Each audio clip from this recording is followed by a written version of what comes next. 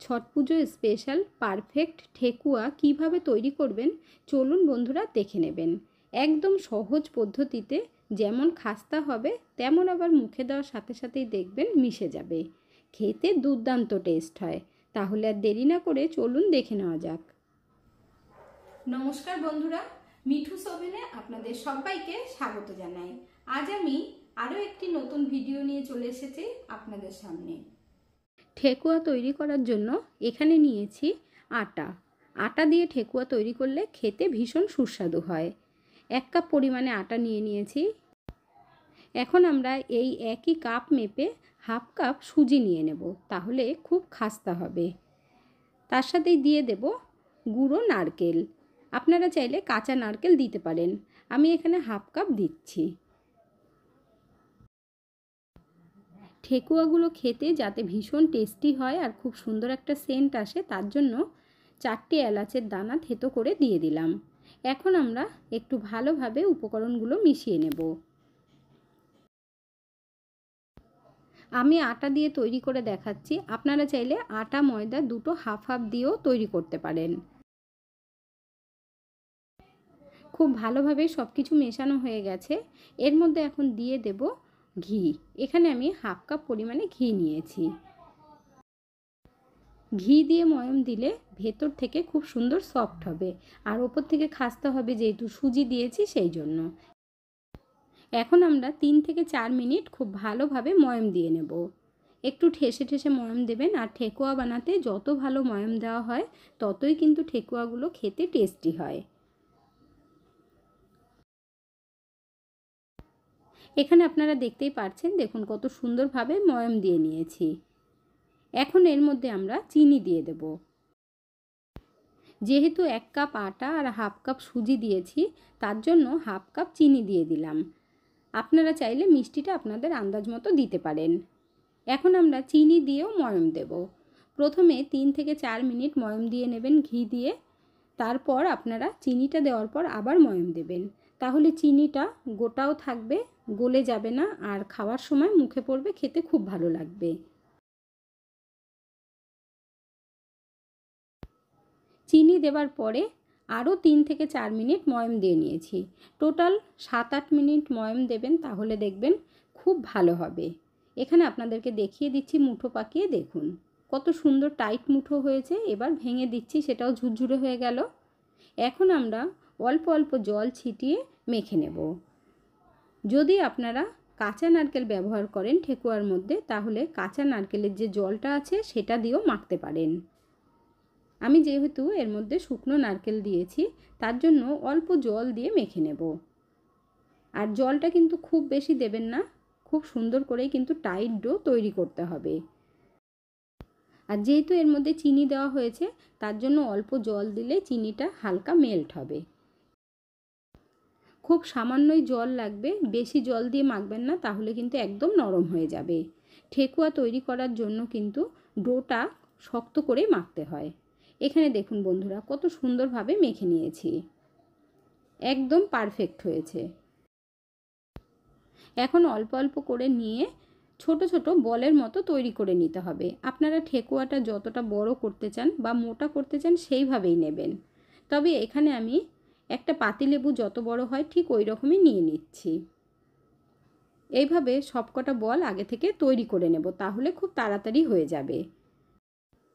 এখানে দেখুন সবকটা তৈরি করা হয়ে গেছে। এখন একটা বল হাতের মধ্যে নিয়ে তারপর খুব ভালোভাবে গোল করে নিতে হবে। গোল করে একটু চাপ দেবেন, দেখুন, আর চারিদিকটা বেশ ফাটা ফাটা হবে, তবেই কিন্তু দেখবেন ঠেকুয়াগুলো একদম পারফেক্ট হয়। খুব বেশি ঠেসে মাখবেন না, তাহলে কিন্তু সফট হয়ে যাবে। এই রকম যাতে ফাটা ফাটা হয় চারিদিকটা, সেটা অবশ্যই খেয়াল রাখতে হবে। তাই জন্য অল্প অল্প জল দিয়ে একদম টাইট করে মাখবেন। এরপর ডিজাইন দেওয়ার জন্য চামচ নিয়ে নিয়েছি, আর ঠিক এইভাবে ডিজাইনটা দিতে হবে। এখানে আপনারা দেখতেই পাচ্ছেন কত সুন্দরভাবে একটা ঠেকুয়া আমাদের রেডি করা হয়ে গেছে। ডিজাইন আপনারা যেরকম দিতে চান, ছাদ ছাড়াও কিন্তু খুব সুন্দর ঠেকুয়া আপনারা তৈরি করতে পারবেন। আমি যেইভাবে বলে দিচ্ছি বা দেখিয়ে দিচ্ছি, আপনারা যদি এইভাবেই ফলো করে তৈরি করেন, তাহলে দেখবেন খুব সুন্দর হবে। দেখুন আরও একটা হয়ে গেছে, আর চারদিকটাই কত সুন্দর ফেটেছে। এভাবে ডিজাইনটা আমরা দিয়ে নেব। আরও একটা রেডি করা হয়ে গেল। এখন কিন্তু আমি আরেক রকম ডিজাইন আপনাদেরকে তৈরি করে দেখাবো। হাতের মধ্যে রেখে ভালোভাবে গোল করবেন, তারপর একটু লম্বা করে প্রেস করে দেবেন। ঠিক এই রকমভাবে তৈরি করতে হবে। এরপর একটা চাকু দিয়ে মাঝখান থেকে একটা দাগ করে দিতে হবে। একটু যখন দাগটা দেবেন একটু জোরে প্রেস করবেন। তারপর চামচ দিয়ে দুই সাইড থেকে দেখুন এইভাবে দাগ টেনে দিতে হবে।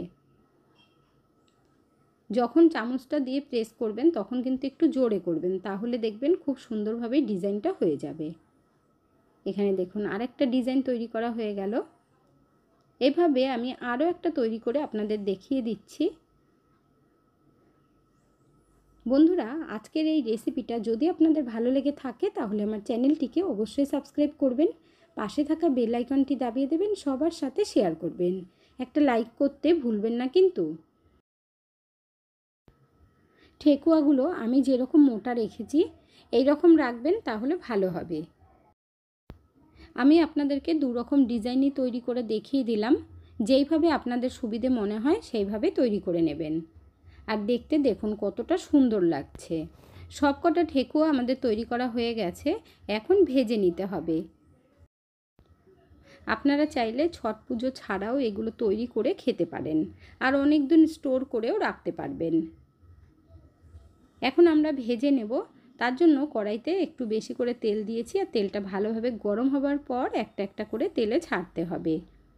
যখন তেলের মধ্যে ছেড়ে দেবেন তখন কিন্তু গ্যাসের ফ্লেমটাকে লো টু মিডিয়াম আঁচে রেখে ভাজবেন, না হলে ভেতর থেকে ভাজা ভালো হবে না, ওপর থেকে খুব তাড়াতাড়ি লাল হয়ে যাবে।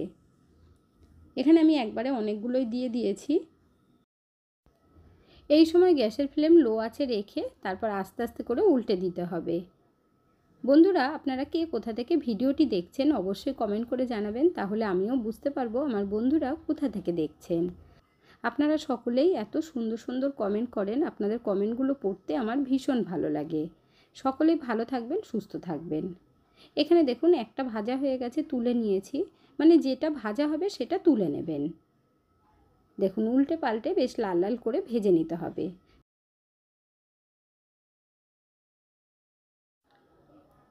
এখানে দেখুন বেশ লাল করে ভাজা হয়ে গেছে। এখন আমরা তুলে নেব। এখানে আমি একটা স্ট্রেনারের মধ্যে তুলে নিচ্ছি। আর এগুলো ভাজার সময় যখন তুলবেন তখন দেখবেন নরম থাকবে, কিন্তু ঠান্ডা হবার পর বেশ শক্ত হয়ে যাবে। অনেকেই ঠেকুয়া তৈরি করেন একদম শক্ত হয়ে যায়, খেতে গেলে এত শক্ত লাগে যে খাওয়াই যায় না।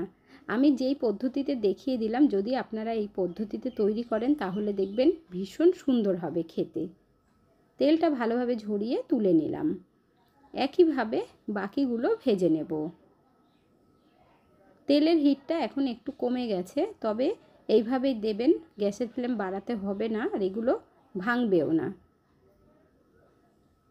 সব কটা একবারে তৈরি করে নিয়ে ভাজবেন, তাতে করে সুবিধে হবে।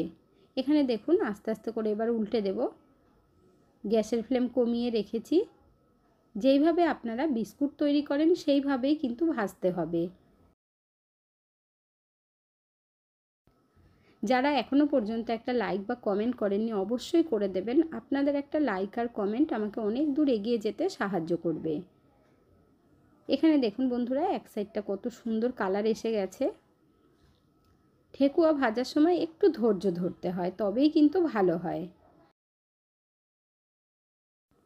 আমি যখন এই ঠেকুয়াগুলো তৈরি করে আমার হাজব্যান্ডকে খাইয়েছি, সে তো অবাক হয়ে গেছে। বলছে যে তুমি কিভাবে তৈরি করলে, এত সুন্দর হয়েছে। এটাও বলেছে যে অনেক ঠেকুয়াই তো খেয়েছি, কিন্তু এটার টেস্টটা সম্পূর্ণই আলাদা, আর মুখে দেওয়ার সাথে সাথে মিলে যাচ্ছে। যেমন ওপর থেকে খাস্তা হয়েছে, তেমনই আবার ভেতর থেকে মোলায়েম হয়েছে। মানে কি বলবো, ঠেকুয়াগুলো অনেক সময় শক্ত হয়, অনেক জায়গায় আমিও খেয়েছি, তবে আমি নিজেও ভাবতে পারিনি এতটা সুন্দর হবে। দেখুন সব কটা আমাদের ভাজা হয়ে গেছে, আর এগুলো ঠান্ডা করার জন্য যে কাজটা করতে হবে সেটাও দেখে নেবেন চলুন। এখন এই ঠেকুয়াগুলো কিন্তু একদম নরম রয়েছে, আর যাতে তাড়াতাড়ি ঠান্ডা হয় বা খাস্তা হয় তার জন্য এখানে এরকম একটা স্ট্রেনার নিতে হবে, বা আপনারা ঝুড়িতেও রাখতে পারেন। তাহলে দেখবেন নিচ থেকেও হাওয়াটা পাস হবে, তাহলে তাড়াতাড়ি ঠান্ডাও হবে আর খাস্তাও হয়ে যাবে। এইভাবে আমি 30 মিনিট মতো রেখে দেব, ততক্ষণে ভালোভাবেই ঠান্ডা হয়ে যাবে। এখন আমরা ঠান্ডা হওয়া পর্যন্ত ওয়েট করব, এইভাবেই রেখে দেব। ঠান্ডা হবার পর এখানে আমি একটা প্লেটের মধ্যে তুলে নিয়েছি, আর এগুলো কতটা সুন্দর হয়েছে সেটাও আপনাদেরকে দেখিয়ে দেব। দেখুন ঠান্ডা হবার পর কিন্তু চিনিগুলো ওপরে পুরো ভেসে উঠেছে। গরম থাকতে কিন্তু চিনিগুলো অত ভালো বোঝা যায় না, ঠান্ডা হবার পর চিনিটা বোঝা যায়। এই কারণেই চিনি পরে দিয়ে মাখবেন, আগে থেকেই ময়াম দেওয়ার সময় কিন্তু চিনি দেবেন না। আমি 3 রকমের ডিজাইন করেছি, তবে এই ডিজাইনটা আপনাদেরকে দেখাইনি, এটাও কিন্তু আমি চাকু দিয়েই তৈরি করেছি ডিজাইনটা। এবার একটা ভেঙে দেখাচ্ছি, দেখুন কতটা সুন্দর হয়েছে। আর দেরি না করে ঝটপট বানিয়ে ফেলুন। আজকের ভিডিওটা আপনাদের কাছে কেমন লাগলো অবশ্যই কমেন্ট করে জানাবেন। এতক্ষণ ধৈর্য ধরে ভিডিওটি দেখার জন্য অসংখ্য ধন্যবাদ। ভালো থাকবেন, সুস্থ থাকবেন, দেখা হচ্ছে পরের ভিডিওতে। Thank you.